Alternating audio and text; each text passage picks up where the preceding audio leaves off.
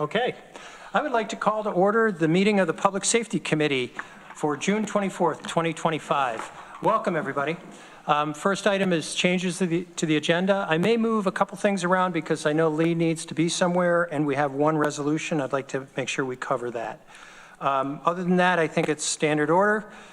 Public comment. Is there anybody here who wishes to address the Public Safety Committee? Anybody online? Yep, we have Zach Wynn coming on. Okay.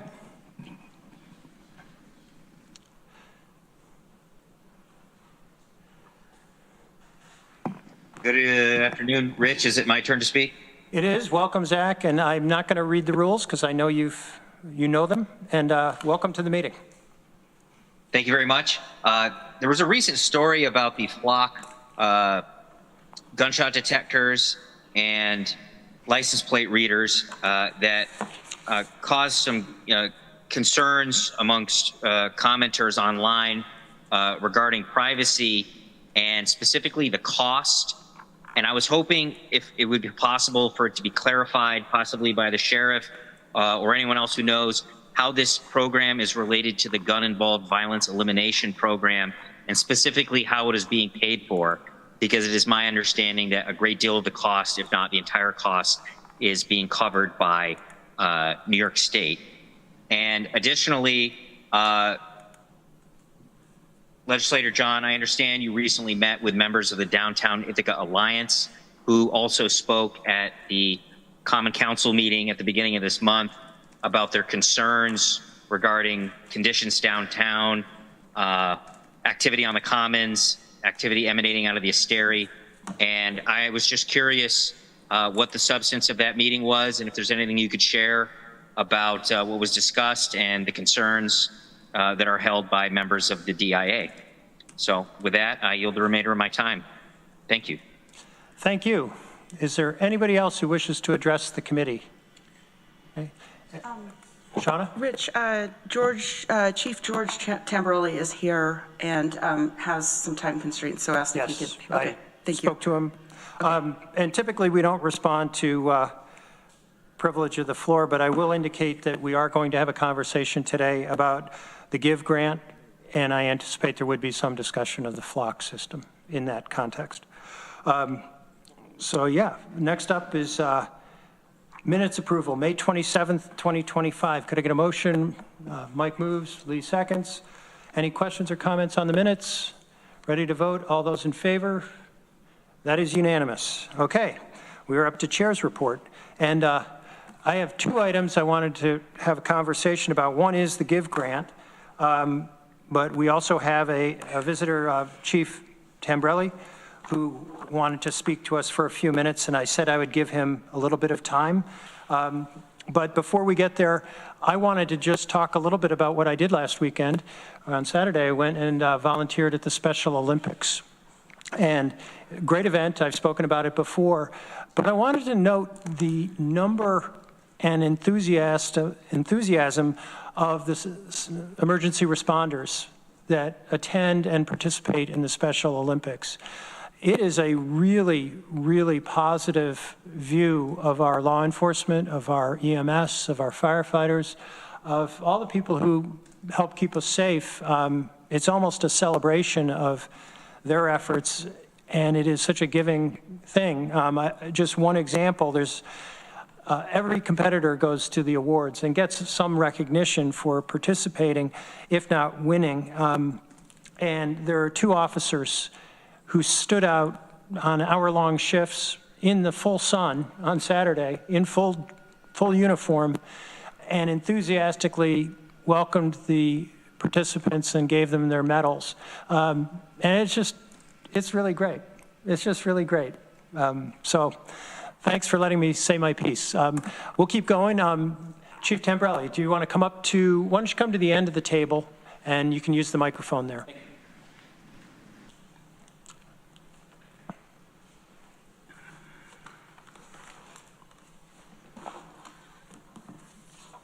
Thank you very much for giving me a little bit of time here, especially since I'm now not home with all of my children who are off school today. My name is George Tambrell. I have been in the fire service. I started in 1992 with the Newfield Fire Company for 10 years and moved up to Cuga Heights and joined the Cuga Heights Fire Department in 2001. And I have been the fire chief in Cuga Heights since 2003. So training firefighters is near and dear to my heart. We are really a college-based fire department. Most of our members are college students. And so our training cycle is robust, to say the least. What we don't have anymore, we had for years and years a training center, a training tower down in the city by the golf course where we could do live burn training. And we have not had that capability for many years now. And I have been mentioning this and we've been talking about it. And every time I go to the Fire Department Instructors Conference in Indianapolis, I speak with people who build training centers. And I really am trying hard to put forth this need. We need a fire training center. We don't have a place. We've been discussing this for years. We need something that's county run. We need something that's accessible to all departments. It needs to be centrally located. It should have a Class A burn capability, which means that we can burn, not a gas fired, we burn Class A materials, wood, straw, stuff like that. It should have classrooms. It should have sections for search and vent and ladders and ropes and a classroom facility. One of the things that we were talking about at the last chief's meeting was that there's no place really that we've found that can do an EMT class with all the breakout rooms that they need. So if we had a centralized county training facility built with that in mind, we could absolutely add that to it.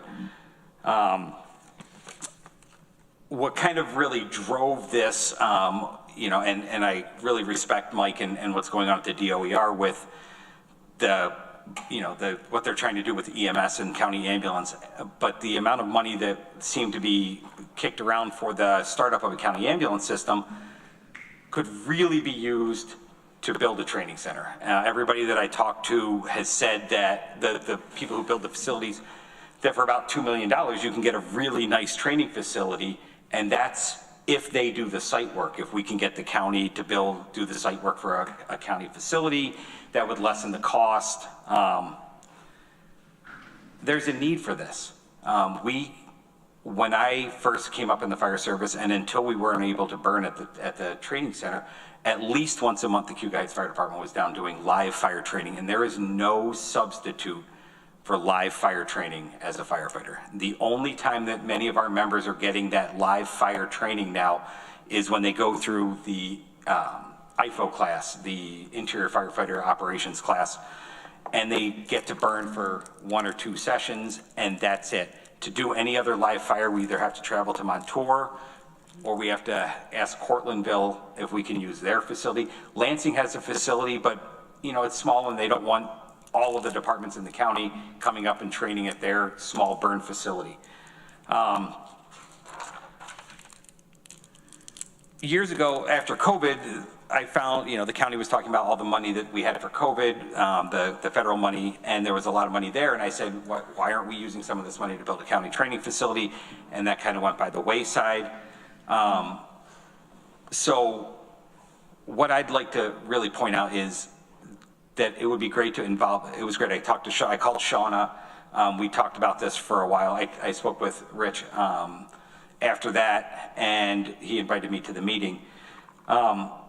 It's my understanding that we're doing we bumped the County Chiefs Association meeting up to July 1st to discuss this. We really haven't had a small group. There is a training center committee that's set up, a subcommittee of the County Chiefs Association. We haven't really met because it hasn't come to the front. And now I would really like to make that push. I would like to make the county aware that there is no fire training facility. I'd like to stress that when we have this meeting next week, and any county legislators who come to listen to the fire chiefs, that there hasn't been a small group discussion. There hasn't been that planning phase. There's nothing that we can present to the county or the Fire Chiefs Association. But now that this is going on and this is gaining some attention and some momentum, we can absolutely start moving forward with that. So the steps as I see them that we need to identify a location. We need to identify a site where we can build this facility. I know that Josh Nally, the fire chief at the airport, has brought this up, that there's an area up in that up behind the airport that we could build a facility. It would need a lot of site work because there's no gas, water, electric back there. We need, if we're going to use that area or any other area, we would need to secure the county's commitment to do the site work, or as we release the RFP, that would have to be part of the RFP. And we need to have maintenance funding. When I took over as a fire chief in Cuba Heights, there was really no building maintenance, and I really quickly found out that you actually have to budget to maintain these, the facilities that we build. So that's it. The bottom line is that we are absolutely putting the lives of the volunteer firefighters in this county in danger by not doing live fire training. There is, as I said before, no substitute for live fire training. There is no substitute for getting someplace where you can throw ladders. Right now we're throwing them against the side of our fire station, and no place, there's no substitute for a place to do ropes training where you can do it in a stable environment. All of that stuff could be done in a county-based facility. You build a big pad, you build a large classroom, you build a big training building. I was coming back from Buffalo, doing a transport back from Buffalo the other day, and they had built one right outside in Monroe County, right off the side of the road. It was beautiful. It's exactly the one that I've been looking at every time I go to FDIC and I chat with people. So okay, that's it. And I can wrap up and I can answer any questions if anybody has anything that they'd like to speak about. And I look forward to seeing everybody at the county chiefs meeting next Tuesday to discuss this further. Thank you for coming in. Unfortunately, I'm going to be out of town next Tuesday, so I'm not going to be able to attend, but Michael and I had a conversation after you and I spoke. And just to add, yeah, this apparently had been one of the proposals that came for use of ARPA funds, but I don't know why it didn't get traction, because I think I am in agreement with pretty much everything you said there, other than I don't think it's an either or with the EMS. I think we've got two different things that are both should be high priorities in our county, and I'd hate to see one suffer at the hands of the other. I think this is an added discussion, not a replacement, in my mind. And for those who don't know, EMS is near and dear to my heart. I've worked at Bangs Ambulance. I've been a supervisor there. I've worked there for 28 years. So I've been down there for quite, I know the fire and the EMS side pretty well. So I think we have work to do in both areas, and I think we should take this up. And just for the benefit of the committee members, Mike and I had a chance to talk, and there is the chiefs meeting next Tuesday, and my understanding of the agenda for that is to try to reach a consensus on, all things being equal, what would be the best location. I think there's a lot of other questions to answer on, what would it encompass, training rooms, further capabilities, say for EMT training or law enforcement training. What would we like this to be? But also get some sense of cost and see what kind of grant funding might be out there. Of course, I'd invite you to jump in too, just to talk about county administration bandwidth, because I'm certainly sensitive that this takes some work. Whether, I don't know if you've got the bandwidth there, but I'd ask you to talk to that too. But before we get there, other members of the committee, did you want to jump in? Shauna.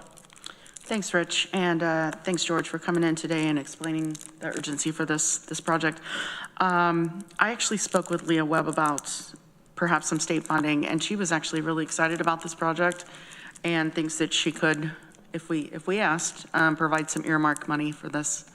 So just wanted to throw that out there. I understand it's $2 million, but I also think there's some state funding out there that's paid for many of these counties, and I know exactly the building on the right side of I-90 headed back. I saw it yesterday. Yeah. So, and it just looks like essentially like a concrete building that, I don't know, 2 or 3 floors maybe?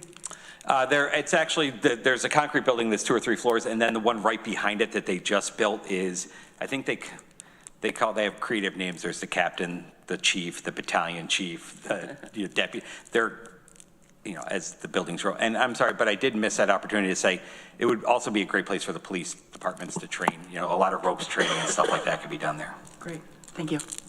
Okay, other committee members? Mike. The question I'm going to get, I think, about this is, listen, I don't think $2 million is too much to spend on it. I'm just is the fire academy, even though it's in Montour Falls, that's just not that far. I mean, it's a neighboring county. The question I'm going to get is, why don't we do our live fire training there? Or does Cortland, do any of our neighboring counties have this kind of facility to perform that kind of training?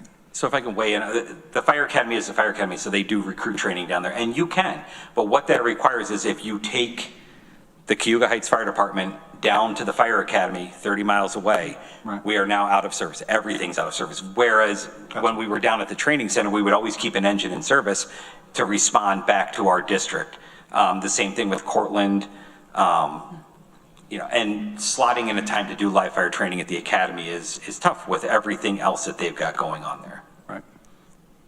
So really, I mean, every county, it sounds like should have one of these, really.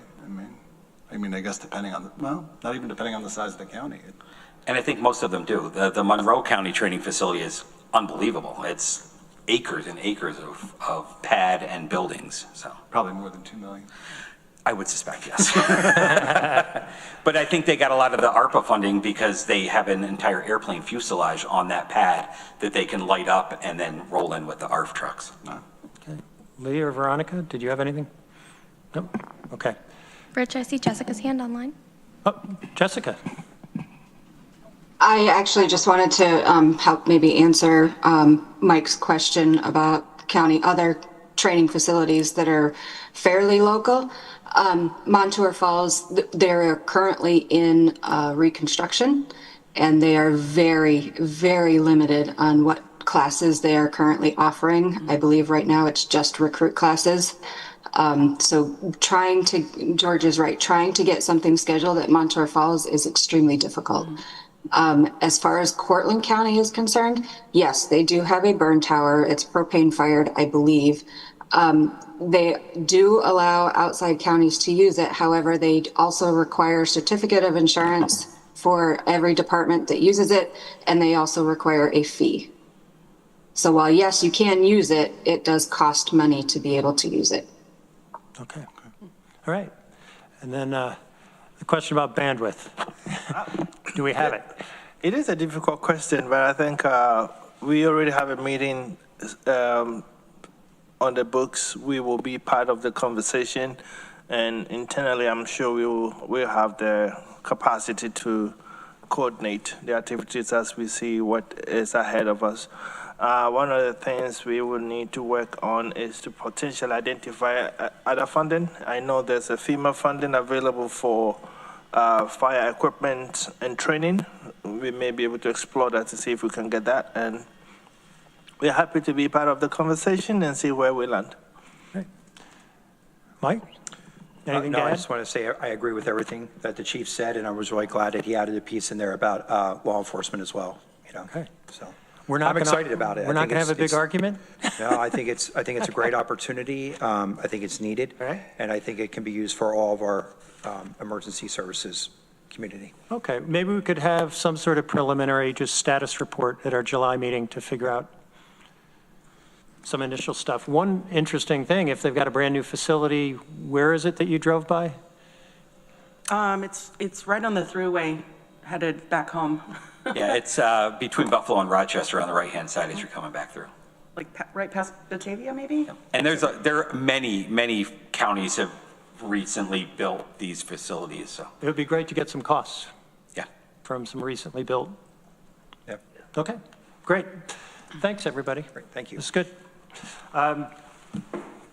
Then the other item on Chair's report that I was hoping we could talk about is the GIVE grant. And I'd invite Matt and Lance, and I see Dan is online and our sheriff is online.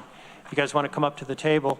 I'd like to just have some general discussion and some comment from each of the departments on how this is all working. I note there was a question raised on privilege of the floor about confidentiality and privacy. And this has been a concern. It was when we initially started to work on the GIVE grant, but I'd like us to talk about it again a little bit today if we could.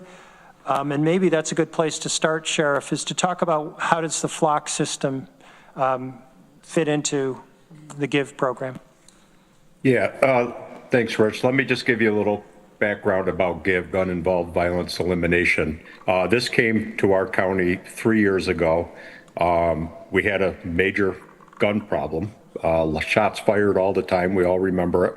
It was a weekly basis, sometimes on a daily basis. New York State actually recognized us as needing the funds, offered them to Ithaca City Police because that's where the majority of the problems were. If you can recall, they weren't able to staff it and manage that at that time. So the sheriff's office stepped in, got the funds diverted to us. We ran it for 1 year. Last year, IPD took it back over, and we're starting our third cycle of it. Starts July 1st. They are maintaining it again. All the flock devices were paid for using grant funding through the GIVE program. Flock is something that is all over the entire country now. The way I look at the privacy concerns is I think ever since the Model T Ford came about, we've been putting license plates on our vehicles. In fact, we all go to DMV and we pay them money to track our vehicles and put license plates on it. So I'm not really sure where the concern's coming from. Technology similar to this is something we've had for years. We have license plate readers in all our patrol vehicles. We've been running plates for years and years. This is just putting the device on a pole. Yes, it does take a still image, but it's all within government rights of ways on public roads. In fact, we've had numerous businesses sign up to have the device put on their private property when we weren't able to get a permit because they see the value of it.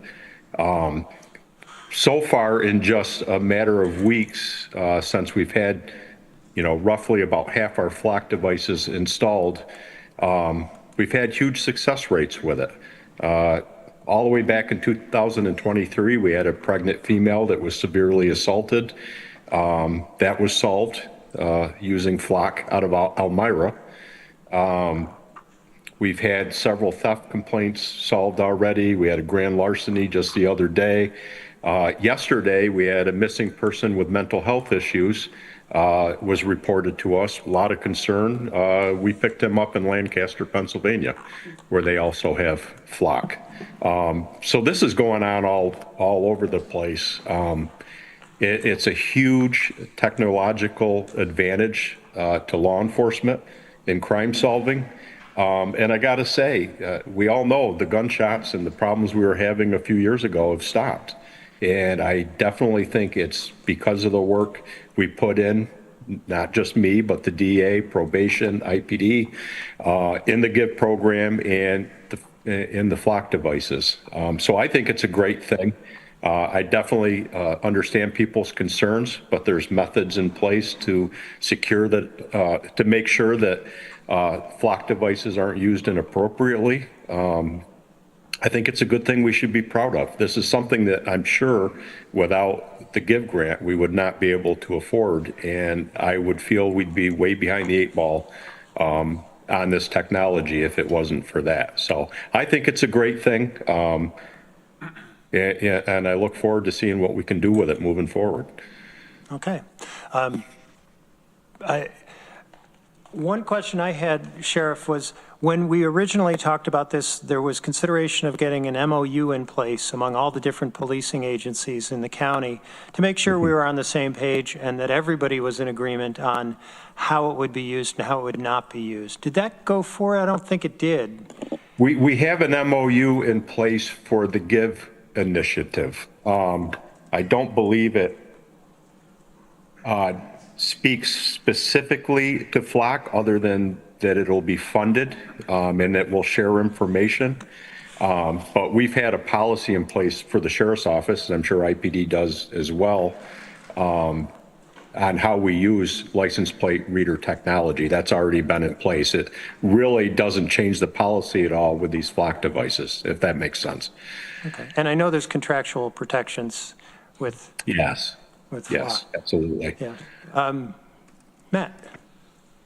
Just to your question, I think ultimately my office would be the gatekeeper of how that evidence is used in the sense that we will never use flock technology as the sole evidence with which to prosecute a case. It generates leads. It helps police investigate cases. It helps them in the same way that a witness, if there were shots fired on the corner of two streets, it's essentially the same information that a witness would give if the witness was standing on that street corner. And then they talk to the police, or the police can check that license plate reader camera and generate a lead.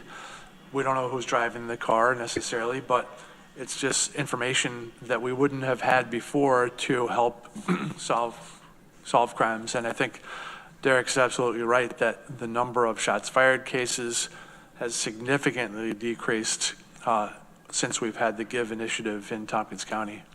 Yeah. Certainly as a resident of the city, it's pretty clear. I would note, I saw in the news today a really tragic situation up in Syracuse, where I think there were 3 children who were shot. And, you know, maybe it's just anecdotal, but it seems like Syracuse has a continuing problem that is very different from here. And I would think they'd be getting GIVE grant money as well, but it doesn't seem like whatever they're doing is working. They have, from my knowledge, they have more of an actual gang problem up there. They have a more institutionalized, I say that just because of systemic or structured poverty concentrated in urban areas. And frankly, from my perspective, when I look at Tompkins County, how we try to address those issues to Onondaga, they have somewhat different approaches. So they don't take some of the steps we take, frankly, to try to address, at least I think as successfully as we do, to address root causes, all of which contributes. But they've had a long-term inner city, so to speak, kind of issue with violence of different forms for a long time. Yeah, I mean, the difference here is pretty dramatic. Yeah. Yeah. Okay. Yeah, go ahead.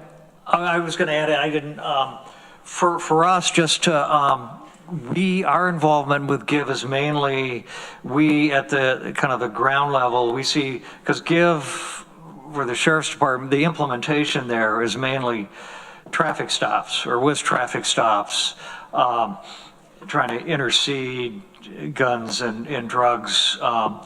So we deal with that on a case-by-case basis with the legal issues and work through it. There are a couple percolating that'll probably get resolved by an appellate court in a couple of years, the way things work. So that's how we see it. We, in terms of the cameras, because I know I saw the Ithaca Voice story, like probably a lot of people, and I'm aware of the cameras. I see them around. Well, until I heard this, I hadn't seen any popping up information from the cameras popping up in cases yet. I was assuming in part that's because the implementation is still ongoing with that. I think in a couple of more general senses, just as a conversation piece, I think from my perspective, GIVE is kind of, traffic stops are a kind of have always been kind of a fundamental basis of police kind of, if you call it interdiction work. One of the things I think GIVE did was give more money to allow for more concentrated use of officers, is my sense. They sure can correct me if I'm wrong there, but my sense is GIVE allowed, because a more concentrated use of road officers there. And I think there have been some positive results. There are, trying to speak delicately about this because they tend to be clients, but there are some people, I think, that have been caught up in this that are, the community is probably better off with them being guests of the state. Put that as politely as I could. Sure. But with anything like that, you can, any kind of policing, you can create negative externalities that I think you want to be aware of, to think about, we got the good, how can we address the bad, one of the potentials is when you have any program like this, what was done here, you look at kind of the known actors, people with histories that we think are involved in there, and what can happen. And I'm just going to say that because I don't want anyone to misunderstand me, because I've known the sheriff professionally for years, back to when he was an investigator. And I trust his judgment. I have a lot of respect for him. I don't think he's racist at all. My impression of Chief Kelly, the same. They're not. One of the dangers when we're implementing programs like this is, however unintentionally, you can start reinforcing older, earlier practices that created systemic bias issues that you want to be aware of. So you're, in terms of policy issues, you want to keep aware of that. How do we address that as well? They give you, as I said, they've caught a bunch of people. One of the externalities of that is, my lawyers are aware of at least a fraction of it. A lot of other people get stopped as well, questioned, let go. That never improves relations with people in the police. You just want to be aware of that and think about how do we want to keep the positive, how do we deal with the negatives? And certainly that's what we're trying to have a conversation about That's why today. I put it out there. And I think one of the negatives we're seeing is we have higher jail numbers. And, maybe that's good, and that there are people there that should be there, but they're higher. They're higher, yeah. But for your department, I'm curious, are you seeing more issues related to traffic stops? Yeah, we have more cases. They kind of ebb and flow over the years. There are, I think, perhaps more now, in recent years, more stops, more issues. Part of it is, frankly, we've been paying more attention to it with the give stops, more discussions with attorneys, looking at the stop. What defense attorneys look at is, with any stop, is legal issues. And so we spent more time with that. But I think perhaps more work is being done on that. And it just, briefly in terms of the cameras, because we haven't seen it really yet in our discovery, but my sense in the community, I think what alarmed people was a sense of, are they taking photos of people, and is that information flowing? In particularly these days, the concern is that information flowing to ICE?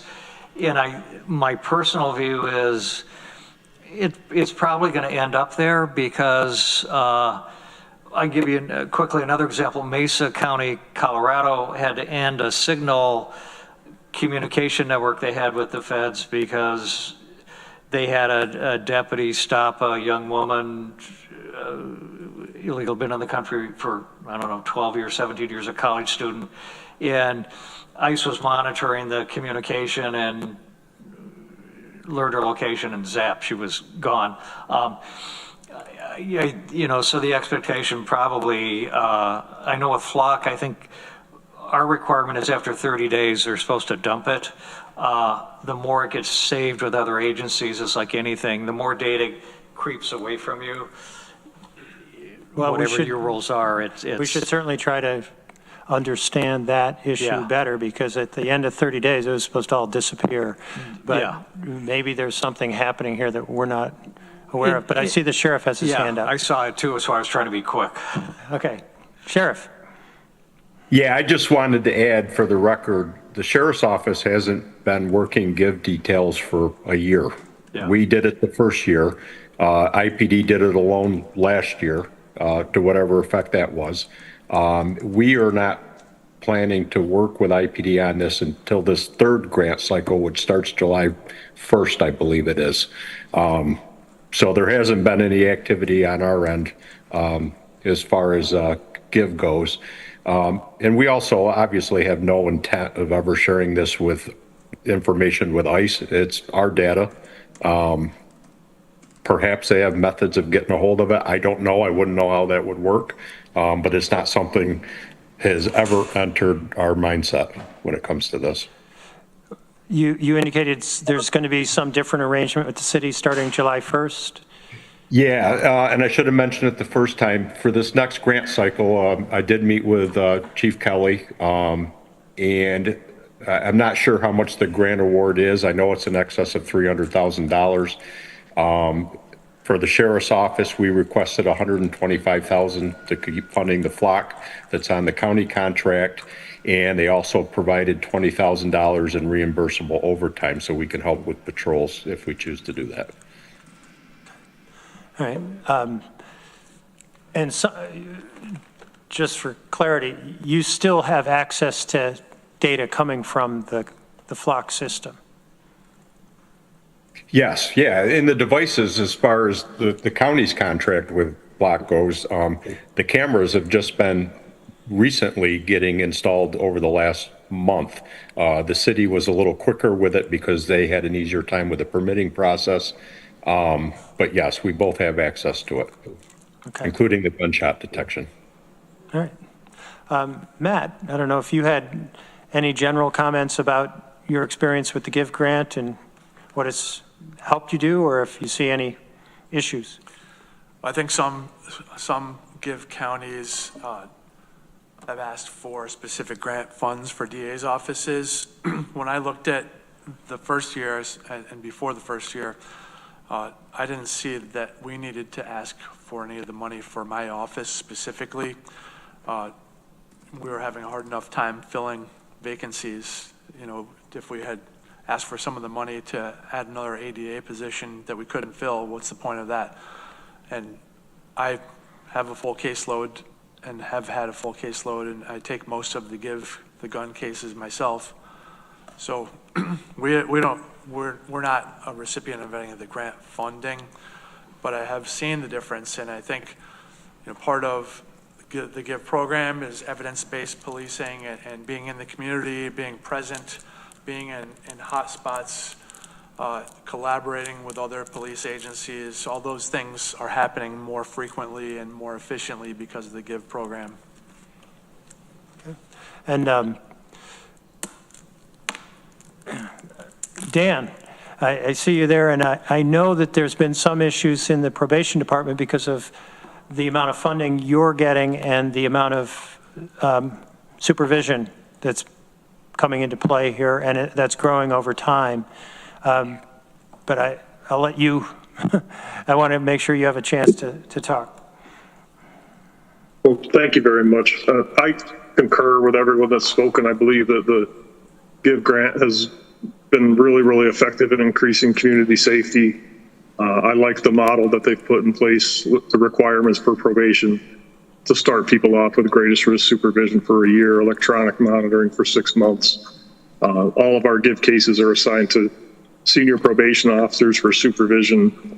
They're all officers who were hand-selected for their abilities, their knowledge, their de-escalation capabilities. And I think it's been really effective supervision-wise. So out of 26 people that we've had under supervision for GIVE, only 3 of those individuals have violated. And I think that's a pretty strong statement because they were all considered to be very high risk, high needs clients when they entered.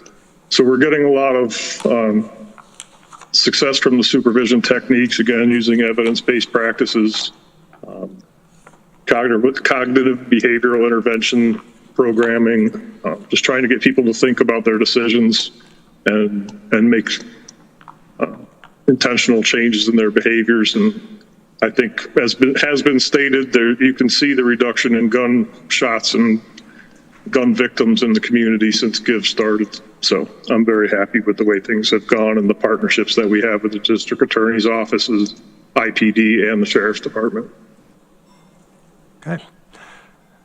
I guess I'll jump in with a comment, but if anybody else wants to go first. But it seems like this has been a tremendous success. In the back of my mind, I do have a concern that we maintain control of our information, that I want to make sure that when policing is done in our community, it is done in accord with all the constitutional protections people deserve. And I have full confidence that all of the actors that are here in Tompkins County seem to be aligned with that. I worry that if the data did escape and was used in other ways, it could be used for purposes that we might not feel are totally appropriate or fit our community, or outside of constitutional protections, because that does seem to be happening in some other places in the country. And I guess I'd like to make sure we have that assurance. But I don't know. Any other committee members have thoughts? You're looking at me, Lee. Just looking. Okay. Veronica? Thanks. I totally agree with what Rich just said. Also, sorry for arriving late and sorry for apparently missing the dress code. For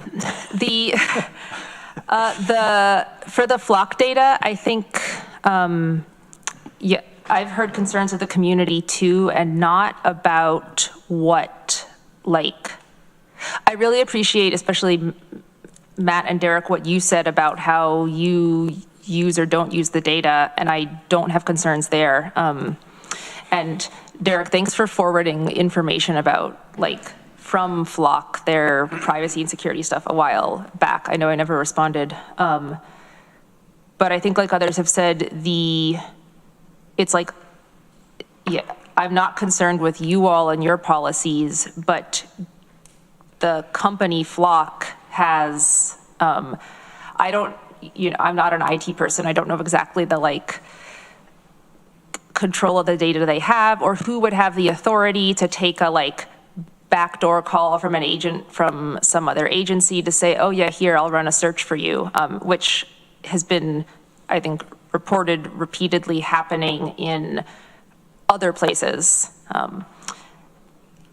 I think people are concerned about that, and I wonder if I don't know who would be the right people, but if we could do some work, and maybe in conjunction with the city, because they're using flock cameras too, to get a clear handle on what are the data security metrics, not just like what are Flock's policies, but like physically, where is it stored? When is it deleted?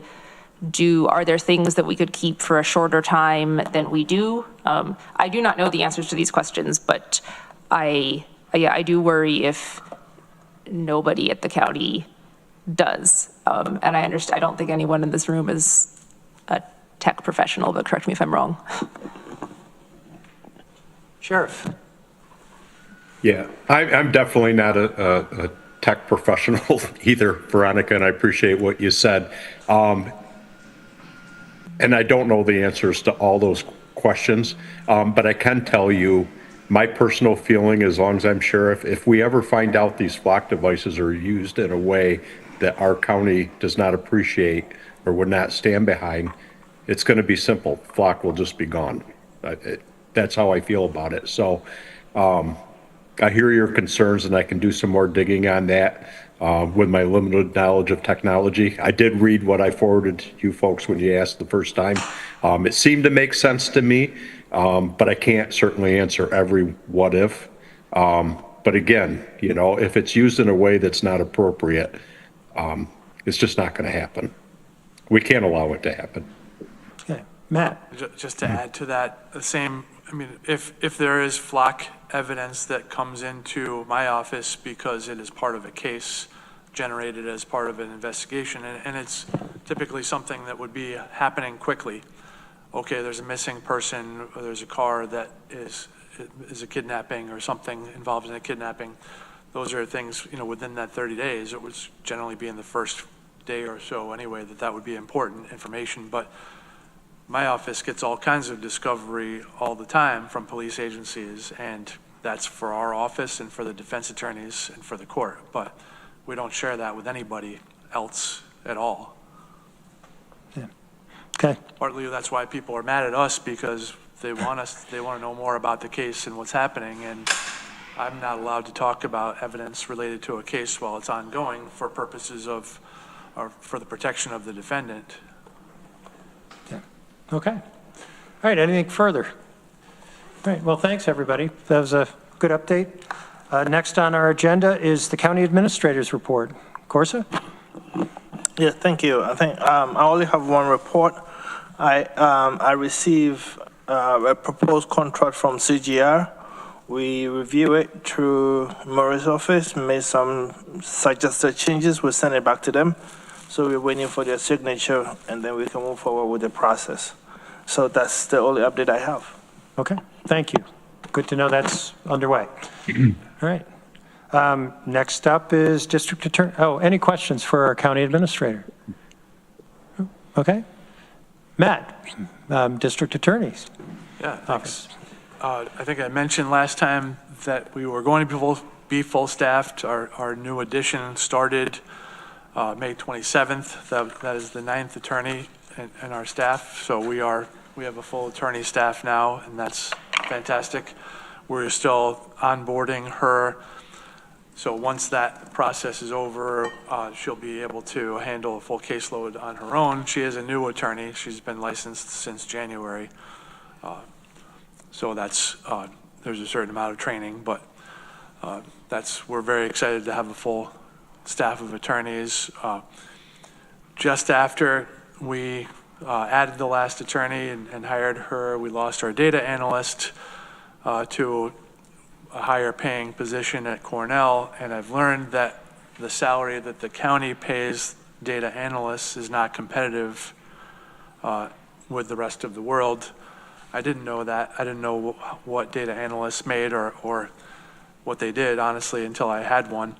But we have just been able to hire a new data analyst who will start in July, so I'm happy about that, and that will mean that our dashboard will be back up and running, and we'll be able to keep going with the data collection that I think is really important and valuable for the community. Thanks, Matt. All right, any questions? Very happy to hear you're fully staffed. That's a good thing. Yeah, Lee. Are you talking with HR about reviewing the position of the data analyst to see if it can be aligned? I haven't had the conversation yet. It's on my list. Because we went through a whole series of market adjustments just a few months ago. So I don't think the county had the position on the books until recently. Okay, thanks. Okay. Department of Emergency Response. And while you're coming up, Mike, I did want to give a shout out to Jeff Dunn. Thanks for your report on the blood drive. Sounds like that was a great success. And September 13th for the next one? Okay. Oh, and I missed the sheriff's office report. Well, let's do emergency response. We're going to come back to you, Sheriff. I jumped. Sorry about that. All right, thank you very much. Good afternoon, everybody. So 3 team members will be reporting out today to the committee. I'll start with Joe. That will cover EMS. Yes, so our updated numbers were in the Tomstat. I'm excited to announce that we've responded to just about every township in Tompkins County to date so far this year. Danielle Schwartz and I have changed positions on the SISM team. She is now our SISM administrator, and I am the assistant team administrator. Sorry to interrupt. Can you remind us, what SISM is? SISM is the and how do you spell it? Critical Incident Stress Management Team. It's a team of first responders that go out and help other first responders after a critical call to help them through the grieving process and what they should and shouldn't expect. So Danielle has taken that on as her as the team administrator. We also have grown by 3 additional people in the last month, so that also is very exciting for us. In the last 2 weeks, I participated with a research project out in Buffalo to help look at EMS responses. So more to come on that as papers get published and peer reviewed. Okay. Great. Any questions? And Jeff's going to give a report on the work he's doing with COAD. Actually, before you get there, just one item on page 26 of the agenda. Sure. You've got your pie chart with the names of the different towns and the city down below. If you could maybe put them next to the slices of pie, because I can't tell the shades of gray apart. Sure, I can redo that for next month. Okay, a minor thing, but thank you.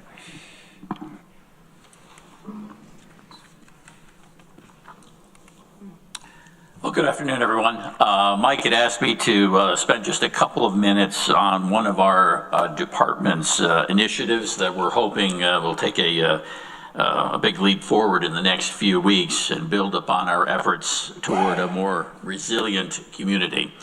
So on July 15th, representatives of Dewar, the United Way, Tompkins Chamber, Cayuga Health, and Tompkins Cortland 211 area congregations together will be hosting a meeting at the Borg Warner Room of the library to kick off a Tompkins County Community Organizations Active in Disaster, or COAD.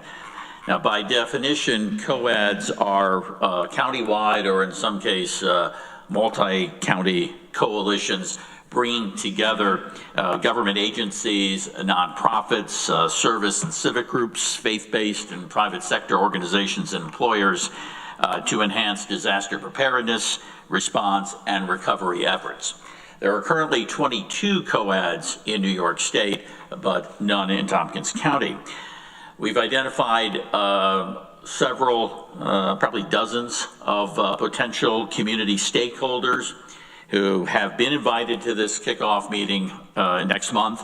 And in the end, we hope to form a collaborative network of organizations that will improve awareness of the needs of the community and connect the capabilities of community partners with those needs during all stages of a disaster in an efficient and timely manner.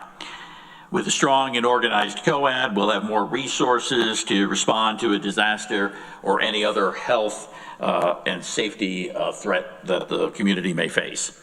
So COADs are chartered by New York State Voluntary Organizations Active in Disaster, or VOADs, and they're coordinated by County Emergency Management, and we'll be receiving technical support and assistance from the New York VOAD to form our COAD.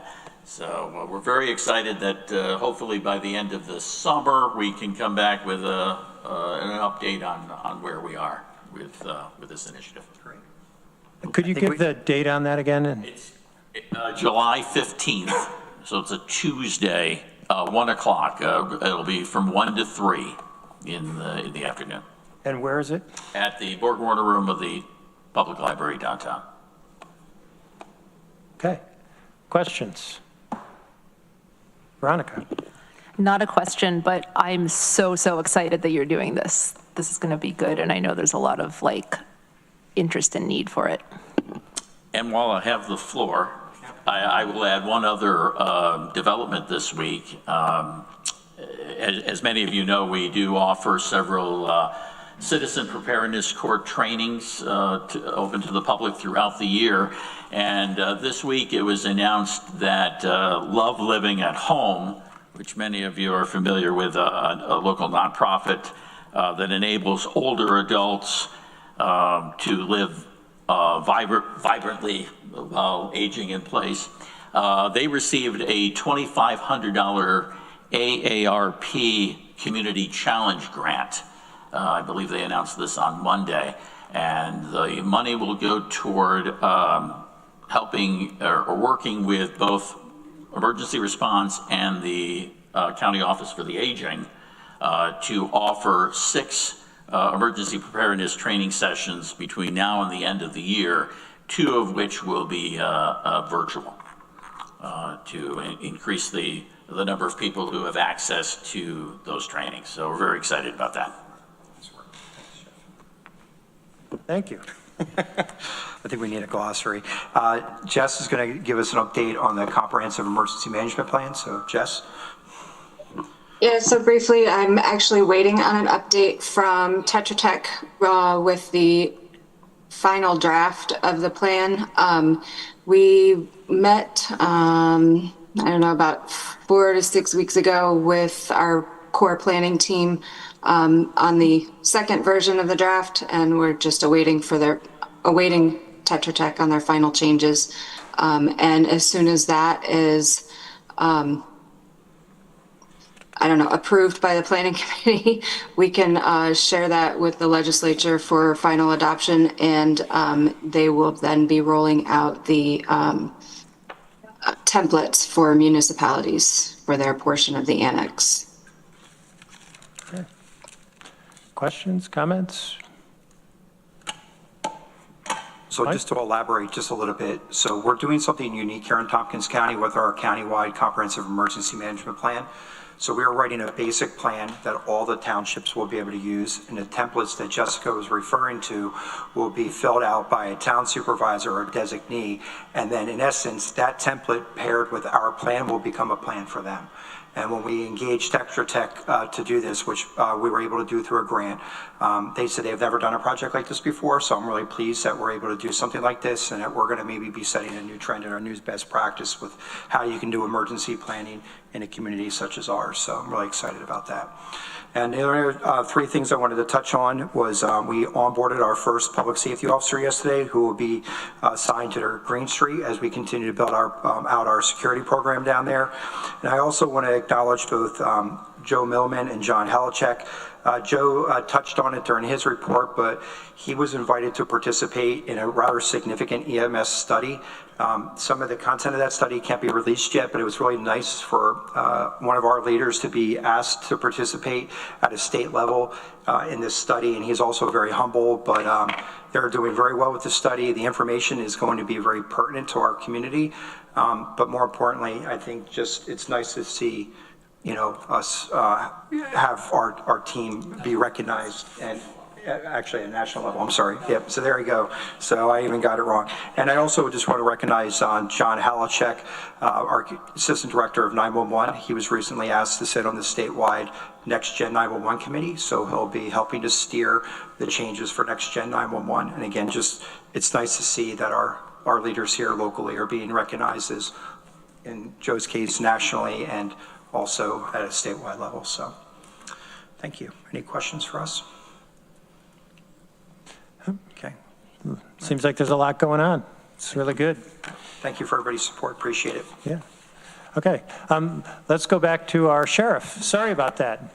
Didn't mean. No, it's okay. I thought you skipped over me, and I was okay with that. I really don't have much more, Rich. Everybody should have my written report. There's some good kudos in there and some training activities that our members have been involved in. That's all good stuff. The only other thing to update you on, our state readies still in the jail are trickling out as we go. It's not as bad as it was, so we're doing better. I know our numbers are still a little bit up there, but the problem seems to be resolving itself over time, and hopefully we'll get over that soon. Okay, yeah, go ahead, Shauna. Yeah, I just wanted to give an example of something awesome that I think the Sheriff's Department's doing with the CARES team. I know that they added a second CARES team, and there's one of our constituents that I believe might live in Lee's district, and the individual is around 11 or 12 years old. I'm sure many of us have probably heard the situation. They keep running away from the house, and there's an alert, and we all probably get a siren. And the individual is really struggling with mental health stuff going on. And the parent has reached out to me. We've known them for, my wife and I have known them for a very long time. And the other day, they sent me a picture of one of Derek's care teams, and they were playing basketball with this 11 or 12-year-old who had recently been hospitalized. And I mean, it just, for all the work and all the talk that we do around this table, it just really kind of brought home what we're doing here and how important the work is, and how important the care team is. And Derek, I just want you to know, it really broke down barriers for this young person to have law enforcement who has traditionally approached this child in really hard situations, but for them to stop by their house and actually play a game of basketball. I mean, I think it was a true connection to this young person, and I really appreciate it. Yeah. I was going to mention the letter in the sheriff's report on page 14 of the packet. I won't read the whole letter, but it does give a view of policing work that is really very positive, and also showing how much of the work involves dealing with people with severe mental health issues, and how, if you do it well, you can really make a positive difference, as these two deputies seem to have done in that circumstance. So thank you for including that letter in your report, Sheriff. Yeah, absolutely. Yeah. Anything else? Okay, we'll keep going. Next up is Department of Probation and Community Justice. Dan, welcome. Thank you. Good afternoon.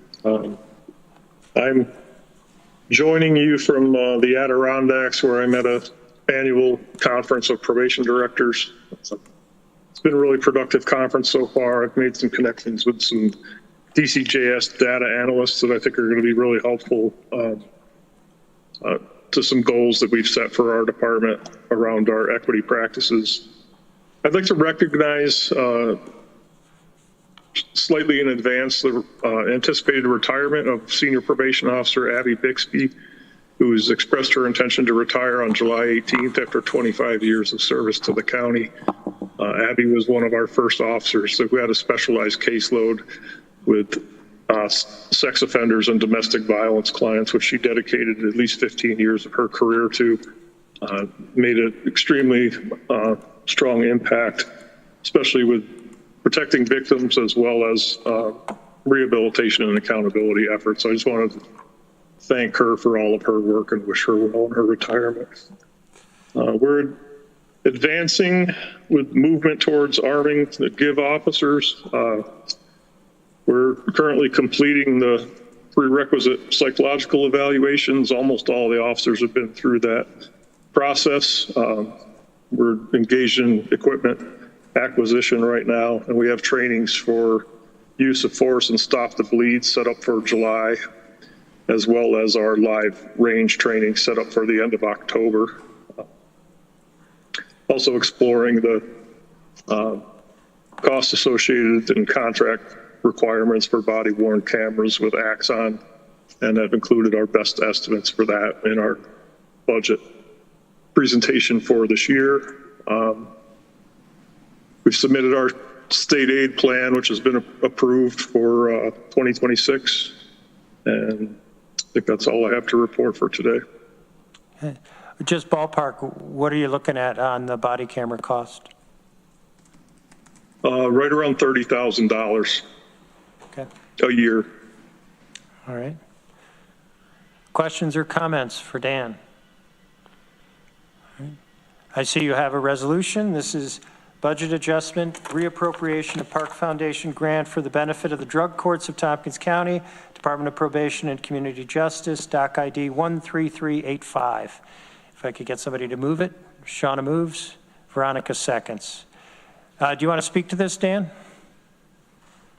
Sure. This is a grant that we manage for the drug courts. It does not, it's not really part of probation's budget. We just do the budget management, hold on to the money and dispense it through our processes, because drug courts didn't have a financial person who was able to do that. Okay. Do you know what the money is applied to? The money is applied to rewards and incentives for drug court participants, family treatment court, as well as covers the costs of graduations, recognition, cakes, things of that nature. Okay. Questions or comments? All right, are we ready to vote? All those in favor?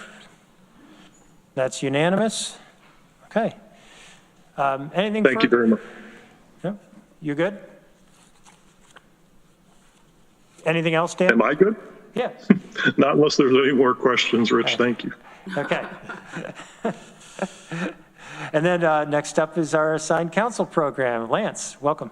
Thanks, Rich. I'll be kind of short and simple. Not much other than the earlier conversation. We're just continuing on as we normally do. Family court still is more of a bugaboo for us, that case, because that impacts the criminal side too. A lot of the same attorneys. I've also noticed a recent trend we're developing with our neighboring counties to the south, Tioga and some degree Broome. I think as a direct effect of the Rath case, a number of our attorneys, most of those people down there were represented by our attorneys, and Tioga County and Broome have discovered our attorneys and are trying to pull them down there more for their ACP needs,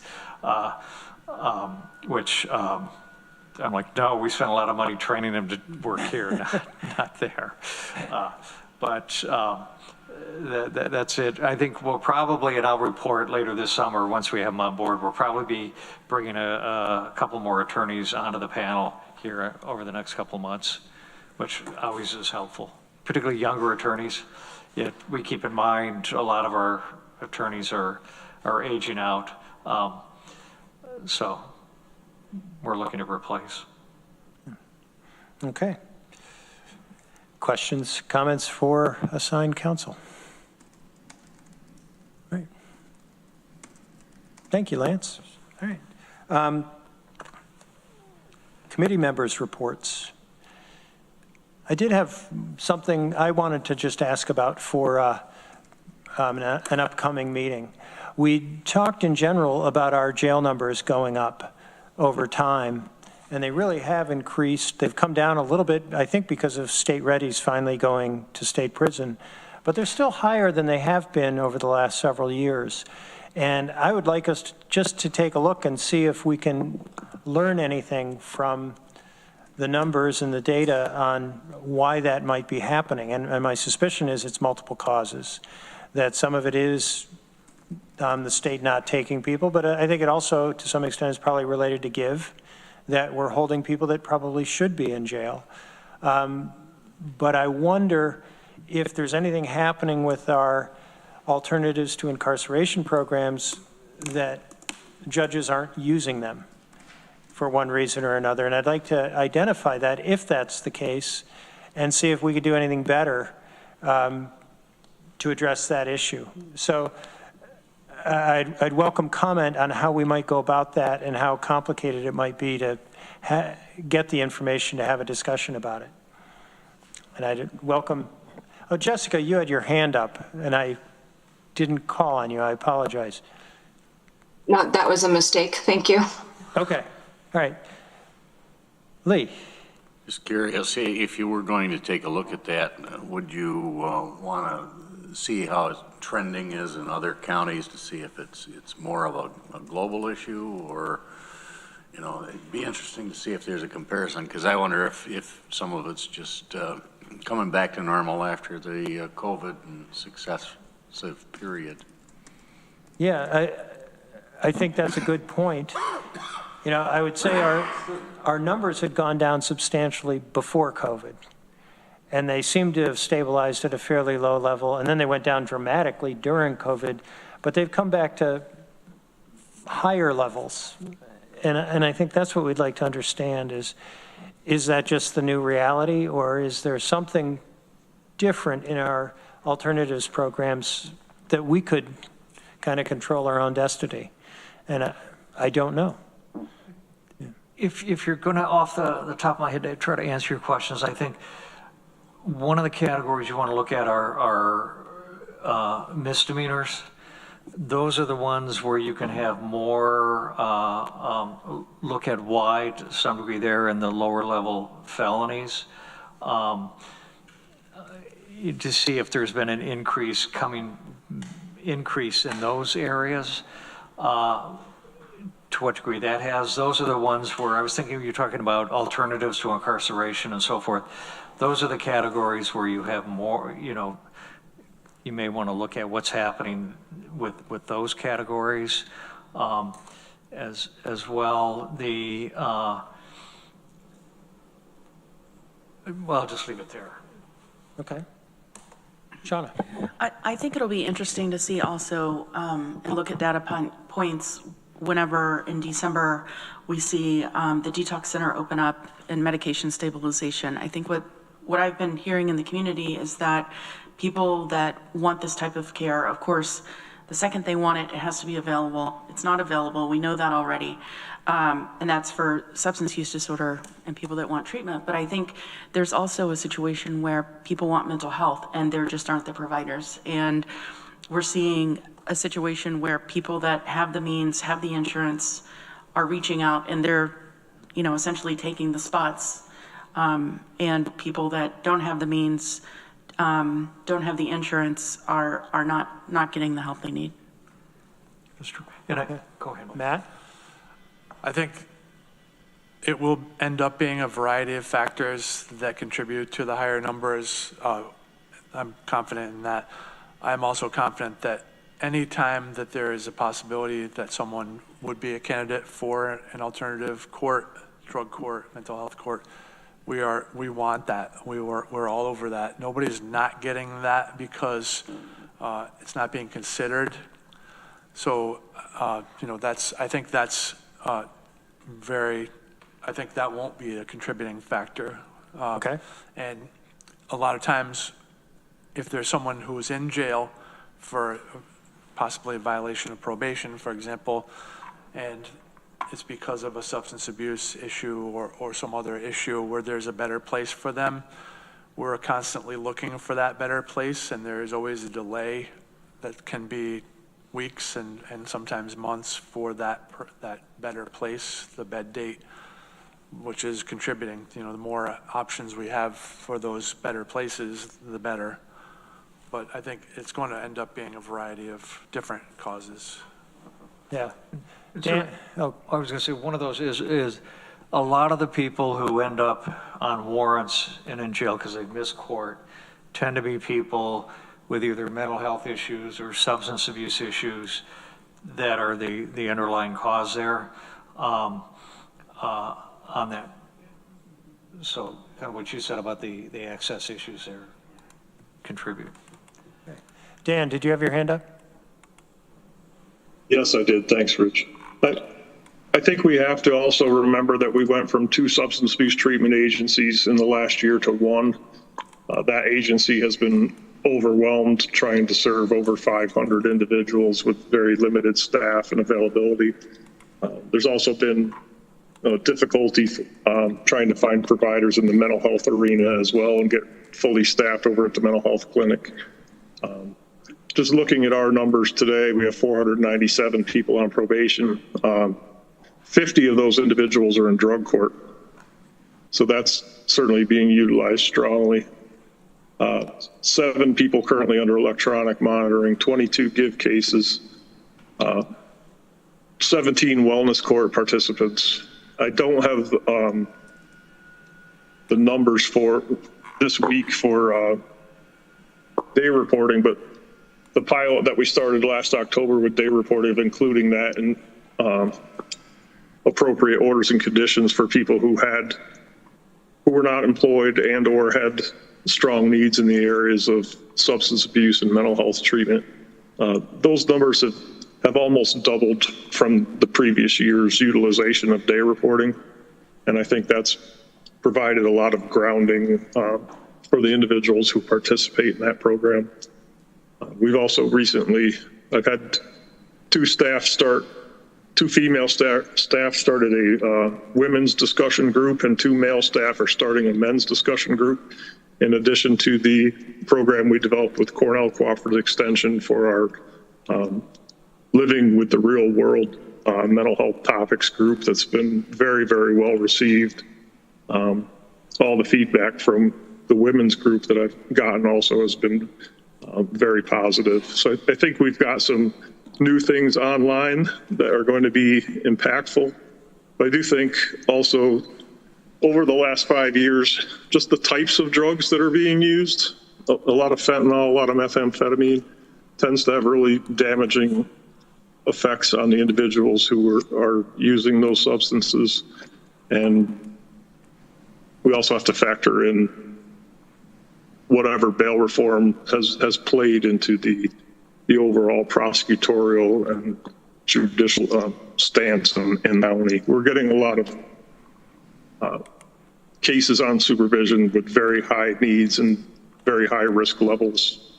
And I think that goes to the mental health crisis in the community, as well as the harder, more damaging substances that are being used regularly. Yeah, one thing to follow up on that, just with our clients, we find as the system's gotten stressed, I think with mental health, at times they've gone to more virtual, and COVID helped propel that. And we found that's less effective for a lot of our clients than in-person counseling. And so it becomes kind of a chasing your tail thing. We got more people, so we try to do virtual to handle more, and it's less effective. And so you get more people. Yeah, exactly. Okay. Well, I think there's a lot of good information here. What I'd like to try to see us do is to flesh that out a bit and have a discussion maybe at our July meeting on this issue to see if we can just understand it in more detail, because it certainly is a multivariable equation. There's so many different things happening. But anyway, that's what I was thinking. I would welcome response from other committee members. Does this seem worth pursuing? Lee, yeah? Sure. Yeah. Shauna, you're nodding. Mike? Yeah? Okay. All right, we'll have that conversation in July then. And I stepped on committee members' reports. So, committee members. I did have a question. Mike, is that your white Firebird? It is my white Firebird. Convertible. Oof. Okay. Nice. Just wanted to put that into the Public Safety Committee agenda. Yeah, read that plate. How will the seats feel when you go to the seats? They're on fire. You know we are allowed to end meetings early if. We're going to stop this meeting in just a moment. Yeah. Okay. Anything further? I would entertain a motion to adjourn. Veronica moves, Mike seconds, all in favor. We are adjourned. Thank you, everybody.